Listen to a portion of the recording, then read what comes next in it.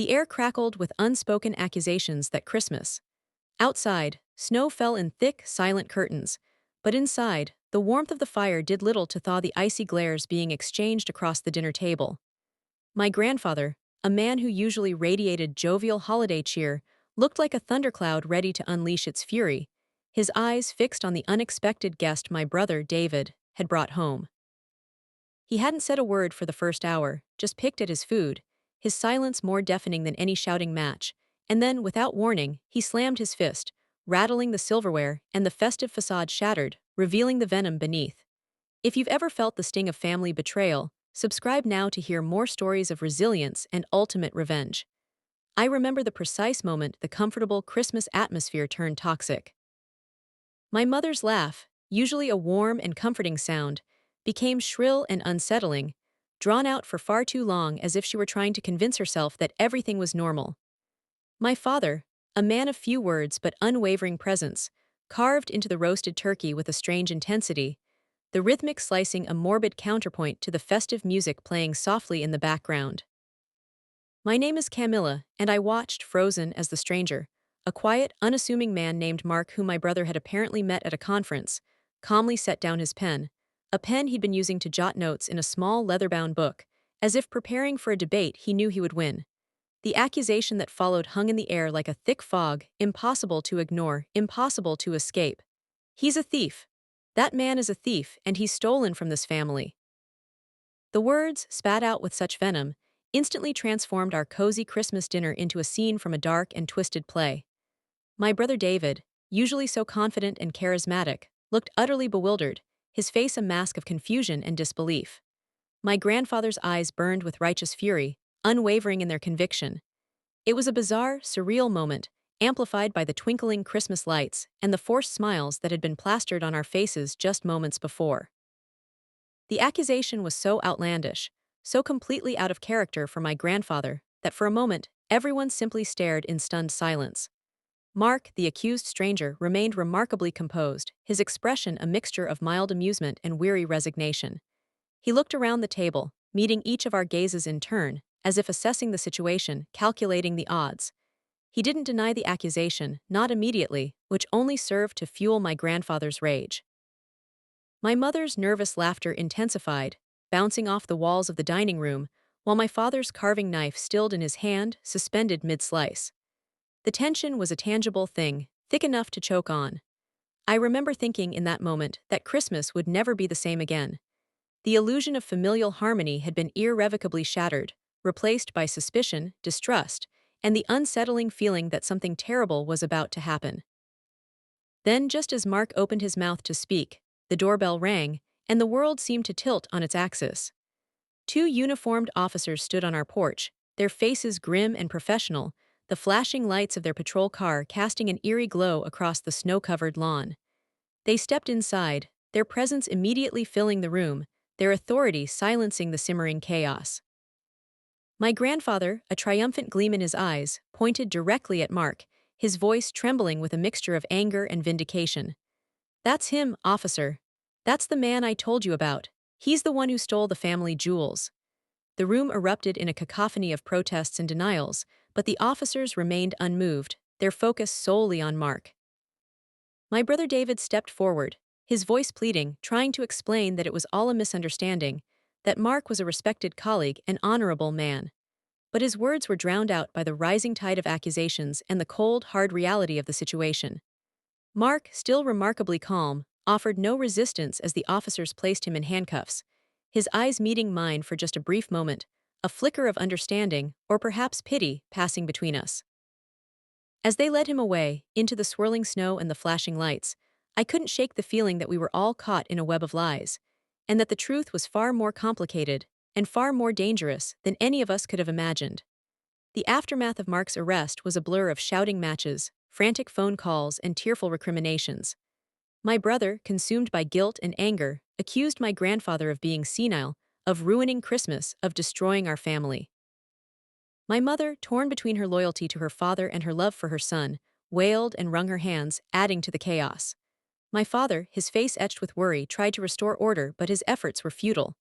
The foundation of our family had been shaken, and the cracks were spreading rapidly. I retreated to my room, unable to bear the noise and the negativity, feeling a deep sense of unease. Something about the whole situation felt wrong, staged, almost theatrical. My grandfather's certainty, my mother's over-the-top reaction, the conveniently timed arrival of the police.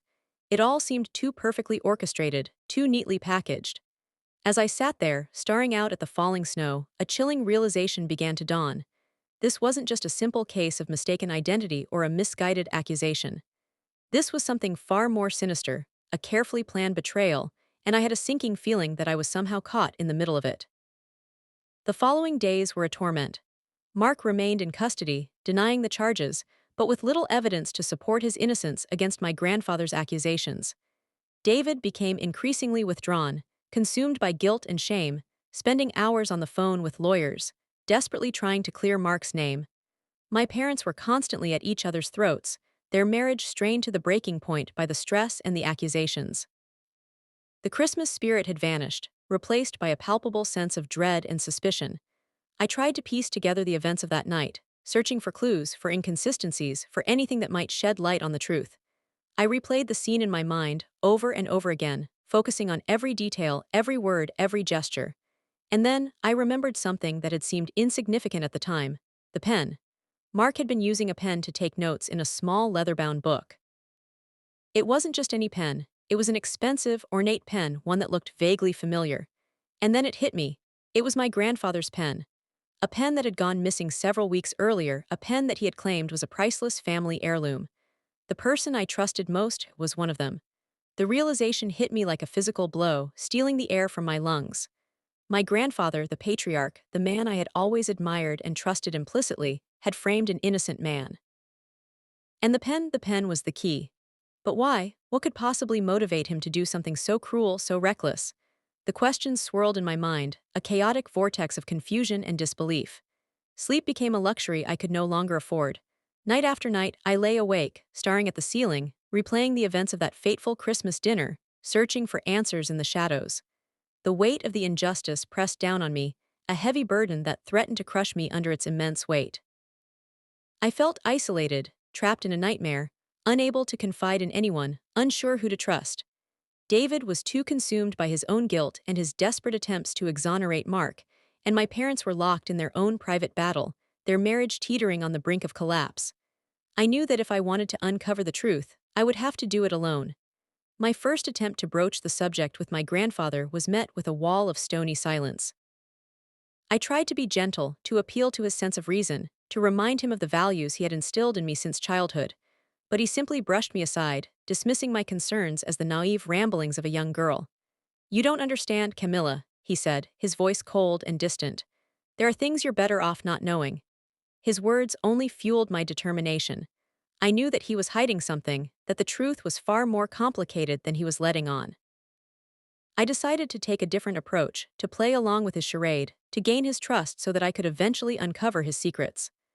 I started spending more time with him, listening to his stories, indulging his whims, pretending to believe his version of events.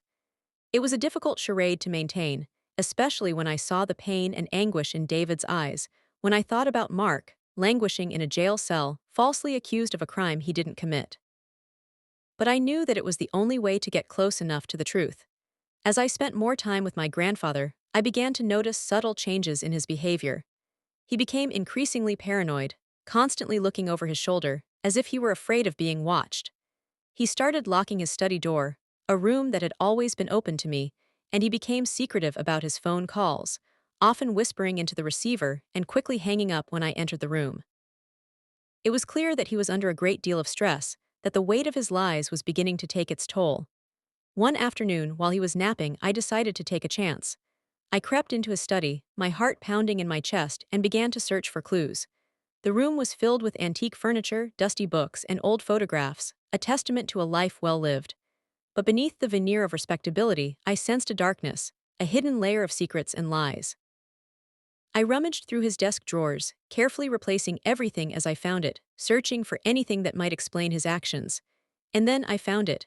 Tucked away in the back of a locked drawer, hidden beneath a pile of old documents, was a small, velvet-lined box. Inside, nestled on a bed of satin, was the missing family jewels. My breath caught in my throat. The jewels, they were real. And my grandfather had them all along. But why frame Mark? Why go to such elaborate lengths to protect something that was already in his possession? The answer, I knew, had to be more complex than simple greed. As I stared at the glittering stones, a chilling realization began to dawn. This wasn't about the jewels themselves. It was about something else entirely. Something far more sinister, something that threatened to unravel the very fabric of our family. I carefully closed the box, replaced it in the drawer, and slipped out of the study, my mind racing, trying to make sense of what I had just discovered. I knew that I was getting closer to the truth, but I also knew that I was treading on dangerous ground. My grandfather was a powerful man, a man who was capable of anything to protect his secrets. And I had a feeling that he wouldn't hesitate to silence anyone who threatened to expose him. Their biggest weakness: they thought they were untouchable. The discovery of the jewels was a turning point, but not in the way I expected. Instead of clarity, it brought a crushing wave of despair. I felt like I was drowning in a sea of secrets, the weight of the lies pulling me under. I retreated further into myself, cutting off contact with my family, spending hours alone in my room, staring at the walls. The world outside seemed distant and unreal, as if I were watching it through a thick pane of glass. I stopped eating, stopped sleeping, lost in a spiral of self-doubt and recrimination. Was I strong enough to confront my grandfather? Could I expose his lies without destroying my family in the process? The thought of the inevitable fallout, the pain and the chaos that would ensue, paralyzed me with fear. I considered just walking away, leaving it all behind, starting a new life somewhere far away, where I wouldn't have to carry the burden of their secrets. But the thought of Mark, still languishing in jail, falsely accused and forgot, kept me from abandoning my quest for the truth. I owed him more than that. I owed him everything. One evening, as I was sitting alone in my room, staring blankly at the flickering candlelight, my grandfather came to my door. He knocked softly, a hesitant gesture that was completely out of character for him. I hesitated for a moment, unsure whether to answer, but curiosity got the better of me. I opened the door and he stepped inside, his face etched with worry. "Camilla," he said, his voice uncharacteristically gentle, "I'm worried about you. You haven't been yourself lately. Is everything all right?" I looked at him, my heart pounding in my chest, and for a moment I almost broke down and told him everything. I wanted to scream at him, to accuse him of his lies, to demand an explanation. But I knew that it wouldn't do any good. He would just deny it, or worse, he would try to manipulate me, to silence me with his charm and his power. So I swallowed my anger and forced a smile. "I'm fine, Grandpa," I said, my voice trembling slightly. "I've just been a little stressed lately." He looked at me for a long moment, his eyes searching mine as if trying to read my thoughts. And then he nodded slowly. "All right," he said. "But if you ever need anything, anything at all, you know you can come to me." He reached out and took my hand, his touch surprisingly warm and comforting. And in that moment I realized that even though he was capable of great cruelty, he was still my grandfather, the man who had taught me how to ride a bike, the man who had read me bedtime stories, the man who had always been there for me, the man who was now my enemy. That night I had a dream. I was standing in a dark forest, surrounded by towering trees, their branches intertwined, blocking out the sky. I was lost and alone, unable to find my way out. And then I heard a voice, a soft, gentle whisper calling my name. I turned around and I saw my grandmother, who had passed away several years earlier. She was standing in a clearing, bathed in a soft golden light. She smiled at me, her eyes filled with love and compassion. "Don't give up, Camilla," she said. "You are stronger than you think. You have the power to make things right." Her words filled me with a sense of peace and determination. I woke up the next morning with a renewed sense of purpose. I knew what I had to do. I had to expose my grandfather's lies, no matter the cost. I had to clear Mark's name, and I had to protect my family from further harm. I was no longer a victim. I was a planner. The pieces were starting to fall into place. I knew his secrets. I knew his weaknesses. And I knew exactly how to use them against him. The game had changed. From that moment on, I started to meticulously document everything. I started keeping a journal, recording every conversation, every observation, every suspicion. I researched the law, learning everything I could about fraud, conspiracy, and obstruction of justice. I contacted a private investigator, a discreet and trustworthy man who was willing to help me uncover the truth. I knew that I was taking a huge risk, that my grandfather would stop at nothing to protect his secrets, but I was no longer afraid. I was fueled by a righteous anger, a burning desire to see justice served. The thought of Mark, still imprisoned, the thought of my family, torn apart by lies, gave me the strength to carry on. I began to subtly gather evidence. I bugged his study, recording his phone calls. I copied documents. I followed him discreetly, observing his movements, nodding his contacts. I was careful, methodical, leaving no trace of my activities. He suspected nothing. He still saw me as the naive, innocent granddaughter incapable of deception. He was wrong, so very wrong. The bug in his study was my masterpiece. A tiny, high-definition recorder hidden inside a seemingly innocuous pen holder. I disabled the light, replacing it with a sound-activated model, maximizing its battery life. The audio quality was pristine, capable of picking up even the faintest whispers. Every phone call, every muttered complaint, every clandestine meeting was captured and stored. I listened to the recordings each night, hunched over my laptop, headphones on, sifting through hours of mundane conversation for any hint of a confession, any slip-up that could expose my grandfather's deceit. It was tedious, nerve-wracking work, but I knew it was essential. I was building a case, brick by brick, a fortress of evidence that would eventually crumble his carefully constructed facade. One recording in particular sent a jolt of electricity through me. It was a phone call between my grandfather and a man named Silas. The conversation was cryptic, filled with veiled threats and coded language, but the implication was clear.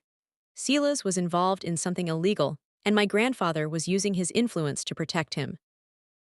I cross-referenced the name Silas with local court records and discovered that he was a known associate of the criminal underworld, with a long history of fraud and extortion. It was becoming increasingly clear that my grandfather's involvement went far beyond simply framing Mark. He was entangled in a web of corruption and criminal activity. Gathering physical evidence was a far more delicate operation. I needed access to my grandfather's financial records, his computer, and any other documents that might shed light on his illicit dealings. I knew that he kept everything locked away in his study, so I had to find a way to get inside without arousing his suspicion. I started by feigning an interest in genealogy, asking him about our family history, and flattering him with compliments about his knowledge and experience. He ate it up, basking in the attention, completely oblivious to my ulterior motives. One afternoon, while he was showing me some old family photographs, he mentioned a box of documents that he kept in the attic. "They're just old letters and things," he said, "but you might find them interesting." I seized the opportunity. "Oh, Grandpa," I said, my voice dripping with false enthusiasm, "I would love to see them. Would you mind if I took a look?" He hesitated for a moment, and I thought he was going to refuse, but then he shrugged and said, "All right, but be careful, it's dusty up there." As soon as he was out of sight, I raced up to the attic, my heart pounding with excitement. The attic was a dark, musty space, filled with cobwebs and forgotten relics of the past. I rummaged through the boxes, my hands covered in dust, searching for the documents my grandfather had mentioned. And then I found them. Stack of old letters tied together with a faded ribbon. As I began to read through them, I realized that they were love letters, written by my grandfather to a woman who was not my grandmother. The letters were passionate and explicit, revealing a secret affair that had lasted for decades. It was a shocking discovery, but I knew that it was just the tip of the iceberg. This new information, this hidden romance, gave me leverage. The private investigator, a man named Mr. Harding, was invaluable. He was a former detective, with a network of contacts that spanned the city. He helped me track Sila's movements, uncover his financial dealings, and gather evidence of his criminal activities. Mr. Harding also had a background in forensics, and he was able to analyze the pen that my grandfather had used to frame Mark. He discovered traces of my grandfather's fingerprints on the pen, but also a faint residue of a substance that he couldn't identify. He sent the pen to a lab for further analysis, and the results came back a few days later. The substance was a rare type of ink, one that was only used in high-end printing presses. It was the same ink that was used to print counterfeit currency. It confirmed my suspicions. My grandfather was involved in a counterfeiting operation. It was a risky gamble, but it was the only way to expose him. I decided to leak the information to the police, anonymously, providing them with just enough evidence to pique their interest, but not enough to reveal my own involvement. I knew that they would investigate, and I knew that they would eventually uncover the truth. The final piece of the puzzle fell into place when I discovered the hidden camera in my grandfather's study. It was cleverly concealed behind a bookshelf, disguised as a decorative vase. The camera was pointed directly at his desk, recording everything that happened in the room. I reviewed the footage, and what I saw made my blood run cold. It showed my grandfather meeting with Silas and other known criminals, discussing their illegal activities, planning their next moves. It showed him counting stacks of counterfeit bills, hiding the jewels in the locked drawer, and even coaching my mother on what to say to the police. The camera had captured everything, providing irrefutable proof of his guilt. The exact day they tried to end me, I exposed the truth. I waited for the perfect moment, the moment when my grandfather felt most secure, most confident, most untouchable. It was at his annual Christmas Eve party, a lavish affair that was attended by the city's elite. As he stood on the stage, giving his annual speech, I walked up to the microphone and took it from him. The room fell silent. All eyes were on me. "I have something to say," I announced, my voice clear and steady. "Something that everyone needs to hear." And then I played the recording of my grandfather confessing his crimes. The jewels, they were about to be recovered. The silence was deafening as my grandfather's recorded voice filled the room, his carefully constructed world crumbling around him. I watched his face, the color draining from it as his lies were laid bare for all to see. The shock, the disbelief, the dawning realization that he had been exposed, it was all there, etched in every line of his face. He lunged for the microphone, but I held it just out of reach, a cold smile playing on my lips. "I think everyone deserves to hear the truth, Grandpa," I said, my voice dripping with sarcasm. "Don't you?" The crowd was a sea of stunned faces, whispers rippling through the room like a wildfire. Some people were recording on their phones, others were openly gasping, and still others were simply staring in disbelief. My mother stood frozen, her eyes wide with horror, as the recording revealed her unwitting role in his scheme. My father, his face a mask of fury, started to push his way toward my grandfather, but I raised my hand, signaling him to stop. "There's more," I said, my voice ringing with authority. "Much more." I pressed play again, and the recording continued, detailing my grandfather's involvement with Silas, the counterfeiting operation, and the framing of Mark. The room was in an uproar, the elegant facade of the party completely shattered. It was chaos, but it was controlled chaos. This was my moment. As the recording played, I watched as the police, who I had tipped off earlier that evening, began to move through the crowd, their eyes scanning the room for my grandfather and Silas. They moved with purpose, their presence a stark contrast to the festive atmosphere that had preceded it. I saw Silas try to slip away, but two officers intercepted him, grabbing him roughly by the arms. He struggled, but it was no use. He was taken into custody, his face contorted with rage and fear. My grandfather, realizing that he was trapped, tried to make a run for it, but he was quickly surrounded by officers. He fought them, kicking and screaming, but he was no match for their combined strength. They wrestled him to the ground, cuffing his hands behind his back. As they led him away, he looked at me, his eyes filled with a mixture of hatred and betrayal. "You," he screamed. "You'll regret this." I just smiled, a genuine smile this time, a smile of triumph and liberation. "No, Grandpa," I said. "I think you're the one who's going to regret this." The police led him out of the room, the crowd parting before them like the red liquid sea. The party was over, the game was won. But the night was far from over. I knew that exposing my grandfather was only the first step. I still had to clear Mark's name and ensure that justice was served. I approached the lead detective, a woman named Detective Reynolds, and offered her all the evidence I had gathered. The recordings, the documents, the photographs, everything. She listened intently, her expression growing more and more grim as I laid out the case against my grandfather. When I was finished, she nodded slowly. "This is substantial," she said. "Thank you for bringing this to our attention, Camilla. You've done a great service." I knew that my grandfather's arrest would send shockwaves through the city, that it would be a major scandal. But I didn't care. All I cared about was seeing justice done.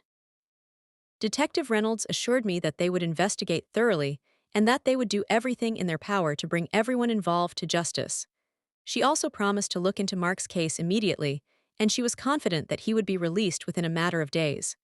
A wave of relief washed over me, so powerful that I almost buckled under its weight. The next few days were a whirlwind. The media was in a frenzy, clamoring for information about the scandal. My family was in chaos, torn apart by the revelations. My mother was devastated, struggling to come to terms with her father's betrayal. My father was furious, demanding answers and vowing revenge. I tried to comfort them, to explain my actions, but it was difficult. They couldn't understand why I had done what I had done, why I had chosen to expose my own grandfather. But I knew that I had done the right thing. I had protected my family from further harm, and I had brought a criminal to justice. I visited Mark in jail, and the look on his face when I told him the truth was worth everything. He was stunned, overwhelmed, unable to believe that he was finally going to be free. He grabbed my hand, his eyes filled with gratitude. "Thank you, Camilla," he said. "Thank you for believing in me." I smiled, tears welling up in my eyes. "You would have done the same for me," I said, and I knew that it was true. As the dust settled, I started to piece my life back together. I moved out of my family's house, needing space and distance to heal. I reconnected with old friends, people who had known me before all the drama began. I started therapy, working through the trauma of the past few months. It was a long and difficult process, but I was determined to move forward, to build a new life for myself. My grandfather's trial was a media circus, but the evidence against him was overwhelming. He was found guilty on all counts, and he was sentenced to a long prison term. Silas was also convicted, and he received a similar sentence. Justice had been served. As I sat in the courtroom, listening to the verdict, I felt a sense of closure, a sense of peace that I hadn't felt in a long time. I knew that the scars of the past would always be with me, but I also knew that I was strong enough to overcome them. I had faced my demons, and I had emerged victorious. Their biggest weakness. They thought they were untouchable. The system worked, I just smiled. The exact day they tried to end me, I exposed the truth. The downfall was spectacular. The whispers turned to shouts. The city's elite, once so eager to bask in my grandfather's favor, now recoiled as if he carried a plague. His business empire, built on decades of deceit, crumbled overnight. Banks called in loans, partners severed ties, and his reputation, once impeccable, was irrevocably tarnished. The charity foundations he'd so proudly supported quietly removed his name from their plaques. His name, once synonymous with success and philanthropy, became a curse whispered in hushed tones. The Christmas Eve party, meant to be the pinnacle of his social calendar, became his public execution. It was a masterpiece of poetic justice, a symphony of consequences orchestrated with meticulous precision. He had reveled in his power, believing himself immune to the rules that governed ordinary mortals. He'd mistaken my silence for weakness, my grief for defeat. Now he understood the true meaning of underestimation. My mother, initially devastated, slowly began to see the truth. It was a painful process, forcing her to confront the reality of her father's character and the extent of his manipulation. She'd been a pawn in his game, unwittingly enabling his crimes with her blind loyalty. But she was strong, resilient, and determined to rebuild her life, free from his shadow. She started by cooperating fully with the authorities, providing them with any information she had, however insignificant it seemed. She severed all ties with her father, refusing to speak to him or visit him in prison. It was a difficult decision, but she knew it was the only way to heal and move forward. My father, his rage gradually subsiding, focused on supporting my mother and rebuilding their relationship. He apologized for his doubts, for his initial anger, for not seeing the truth sooner. He admitted that he had been blinded by respect and admiration for my grandfather, unable to believe that the man he had idolized could be capable of such wickedness. Our family, fractured and scarred, slowly began the arduous journey of healing. Mark's release was a moment of pure catharsis. Watching him walk out of the prison gates, a free man, his face etched with relief and disbelief, was the ultimate vindication. The charges against him were dropped, his name cleared, and his future restored. He embraced me, a long, heartfelt embrace that spoke volumes. There were no words, no need for explanations. We simply stood there in the sunshine, two souls scarred but not broken, finally free from the darkness that had consumed us. He started his life anew, pursuing his passion for art with renewed vigor. He became a successful artist, his work reflecting the pain and resilience of his past. He never forgot what happened, but he refused to let it define him. He chose to focus on the future, on creating beauty from ashes. He was a symbol of hope, a testament to the power of perseverance and the possibility of redemption. My grandfather, stripped of his power, his wealth, and his reputation, was a shell of his former self. In prison, he became a pariah, shunned by his fellow inmates. His arrogance and condescension, once his defining traits, now made him a target for ridicule and abuse. He lost everything: his empire, his family, his freedom. He was left with nothing but the bitter taste of regret and the crushing weight of his crimes. He never admitted his guilt, never apologized for the pain he had caused. He remained defiant to the end, clinging to his delusions of grandeur even as his world crumbled around him. He passed away alone, unmourned, his name forever tainted by scandal and disgrace. Revenge isn't sweet, it's necessary. It's the bitter medicine you swallow when the system fails, when justice is blind, when the powerful prey on the weak. It's not about seeking pleasure in another's pain, but about reclaiming your stolen power, about righting a wrong, about drawing a line in the sand and saying, no more. The scars remain, the memories linger, but the healing begins. And in the quiet moments when the echoes of the past fade away, you find a sense of peace, a sense of closure, a sense of liberation. They lost everything. I just smiled. Would you have done the same? Let me know in the comments. Subscribe for more justice.